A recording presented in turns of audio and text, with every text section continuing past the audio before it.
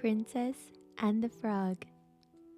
Long ago, there lived a king with several beautiful daughters. But the youngest was so beautiful that even the sun himself was enchanted when she came out to play in the sunshine. She would often go out into the garden by herself, and one afternoon she was dancing around on the grass, throwing a golden ball up into the air and catching it again.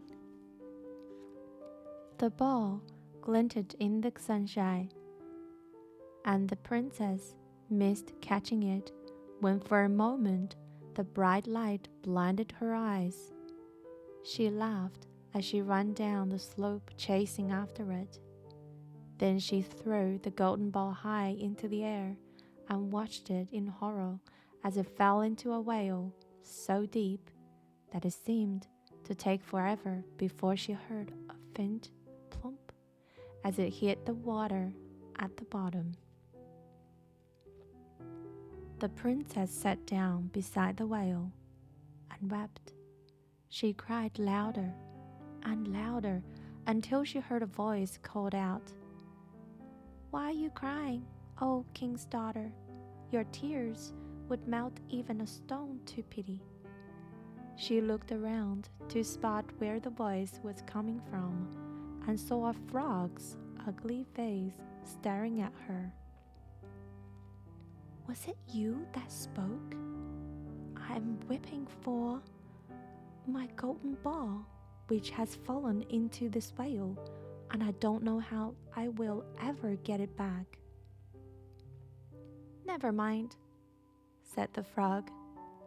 "I can get it back for you. But what will you give me if I do?"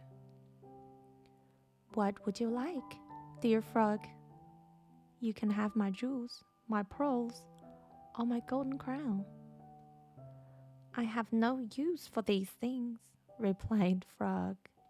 "But if you will love me and let me play with you, sit at your table, eat from your plate, drink from your cup, and sleep in your bed, then I will climb into the well and retrieve your golden ball." "Oh, I will promise you all these things if only I can have my ball," she cried, thinking that she would never have to keep a promise she made to a frog. But the frog dropped into the well, picked up the golden ball in his mouth, and climbed all the way out.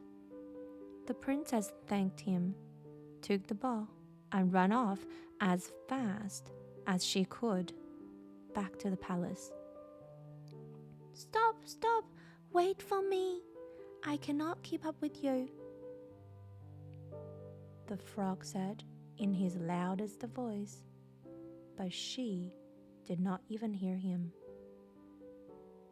The princess soon forgot the frog and the promise she made, and the frog hopped back into the lake near the well.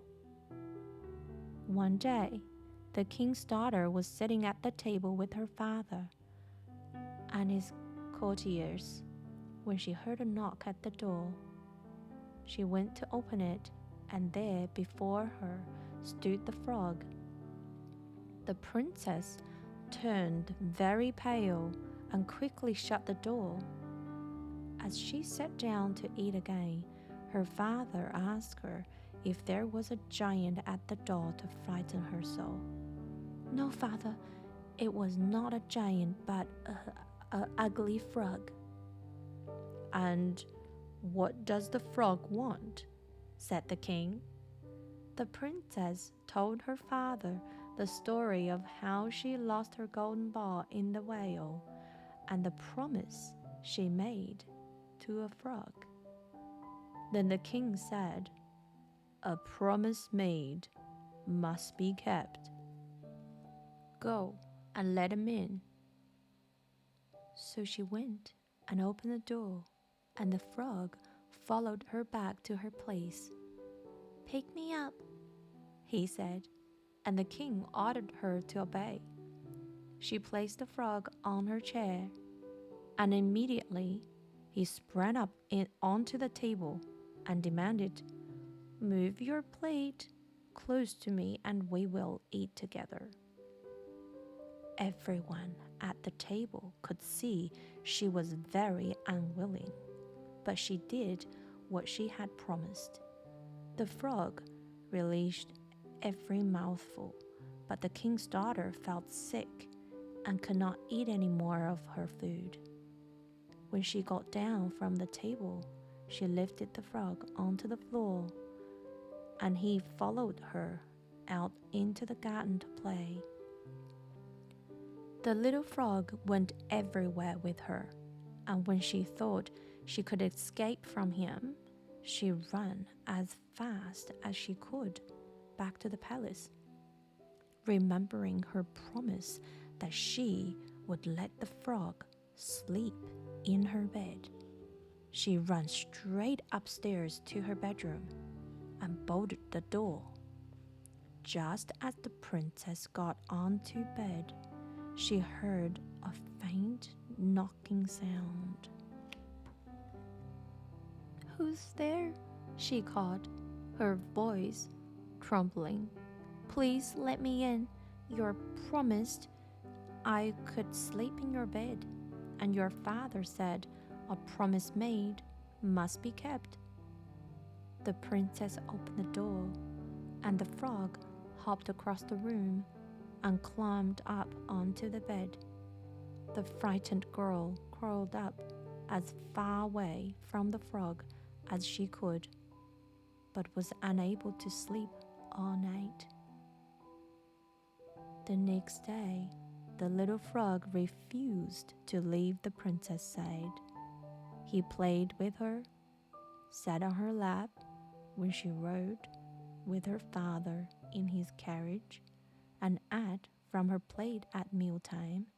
The poor girl was growing tired of this ugly little creature and feared she might never get rid of him.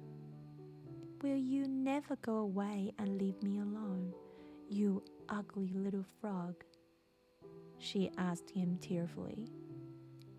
"First, you must kiss me, and then, if you really want me to leave you, sweet princess, I will go." Kiss the frog?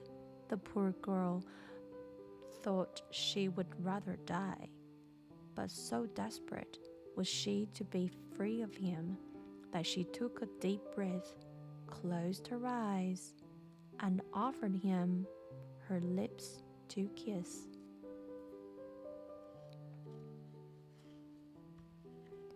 When she opened her eyes, she found that the frog had indeed disappeared, and in his place stood a tall, handsome young prince. He told her how a wicked witch had transformed him, and that only she could set him free from the spell. She fell in love with him instantly, and they ran back to the palace to find her father.